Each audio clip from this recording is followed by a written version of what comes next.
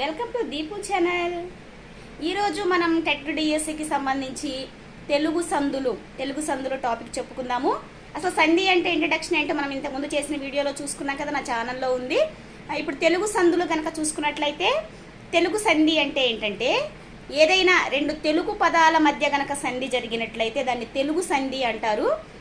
Example కనుక మనం చూసుకున్నట్లయితే అంటే తెలుగు సంధులు ఏమేమి ఉంటాయి అంటే అకార సంధిని అత్వ సంధి అంటారు. ఇకార సంధి లేదా ఇత్వ సంధి, ఉకార సంధి లేదా ఉత్వ సంధి, ఎడాగమ సంధి, ఇలాంటివన్నీ కూడా